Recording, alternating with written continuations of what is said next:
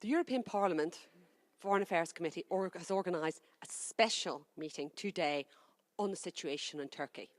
What action should the EU be taking? Well, there is only one thing European Union can do and has to do, to send a very clear and strong message to Turkey that Turkey has to follow the democratic path.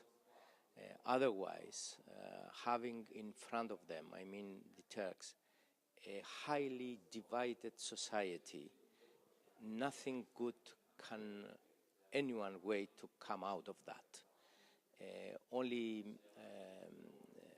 distraction or anyhow something very bad someone can wait from a very highly divided society. So Europe has to send that message that we defend democracy.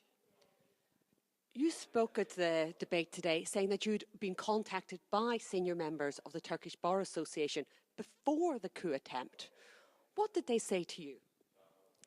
Well, the meeting took place on Wednesday. That means 2 days before the coup d'etat. The person whom I met, he gave me the information that the government of Turkey, mainly Mr. Erdogan, was planning to dismiss around 2,000 judges. At that time, I mean 2 days before coup d'etat, I couldn't imagine of that. So I couldn't connect the dismissing with the coup. But now I'm thinking that Mr. Erdogan maybe he was planning that and he was waiting for a certain incident to do what he was planning. We've already seen Erdogan take measures to crush freedom of the press, to crush any dissenting voice through his very rigid anti-terrorism laws. This seems like further action in this direction. Can Turkey be described in any way as a liberal democracy? I don't think that you can find even one person in Europe who can describe Turkey as a liberal democracy. For us, I mean, not only for Europe, but for Cyprus too, as I come from Cyprus, it's a very, very annoying and difficult situation to face, because we need Europe and Cyprus and democratic Turkey.